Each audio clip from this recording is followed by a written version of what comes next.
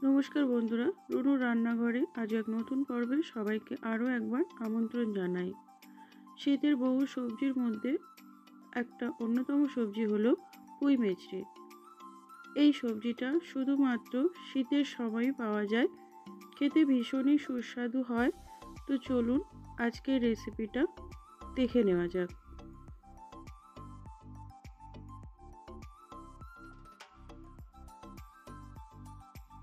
রেসিপিটি বানানোর জন্য আমি এখানে নিয়েছি পুঁই মেচড়ি, শিম, আলু আর বেগুন। পুঁই মেচড়িগুলোকে এরকম ছোট ছোট করে কেটে নিয়েছি।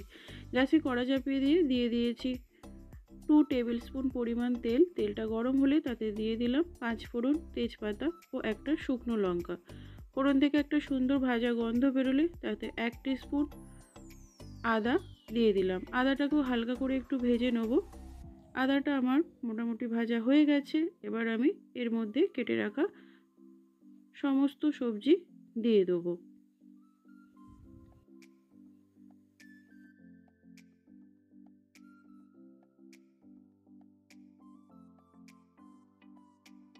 সমস্ত সবজিগুলোকে আমি দিয়ে দিয়েছি। এবার এর মধ্যে দিয়ে দেবো পরিমাণ মতো নুন আর হলুদ। নুন আর হলুদটাকে সবজির সাথে খুব ভালোভাবে মিশিয়ে নেব। এবার আমি 5 মিনিটের জন্য ঢাকা চাপা দিয়ে সবজিটাকে খুব ভালোভাবে কষিয়ে নেব।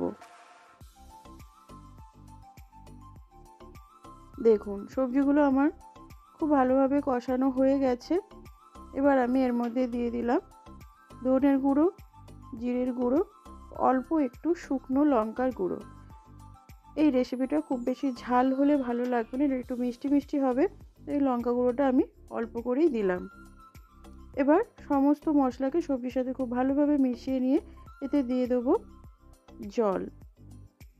খুব বেশি ঝোল থাকবে না, সবজিটা সেদ্ধ হবে সেই মাপে আমি জল দিলাম। এবার আমি ঢাকা চাপা দিয়ে সবজিটাকে সেদ্ধ হতে সময় দেবো।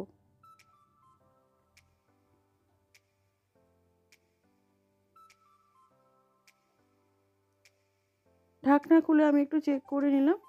আলু আমার বেশ সেদ্ধ হয়ে গেছে।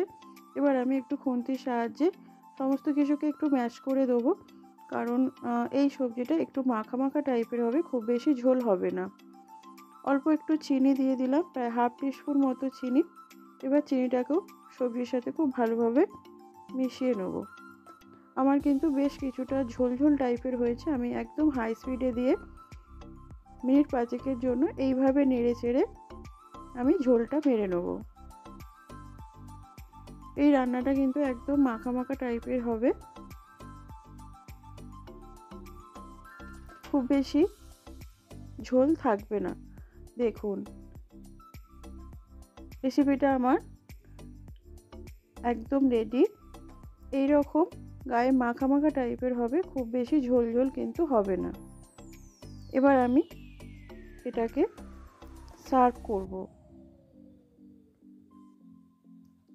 শীতের দুপুরে গরম গরম ভাতের সাথে পুঁই মেচড়ি খেতে কিন্তু খুবই সুস্বাদু হয়। অবশ্যই বাড়িতে একবার ট্রাই করবেন, আশা করি আপনাদেরও ভালো লাগবে। আজকের রেসিপি কেমন লাগলো অবশ্যই কমেন্ট বক্সে কমেন্ট করে জানাতে ভুলবেন না। আমার রেসিপি যদি ভালো লাগে চ্যানেল সাবস্ক্রাইব করে পাশে থাকার জন্য অনুরোধ রইল। সবাই ভালো থাকবেন, সুস্থ থাকবেন।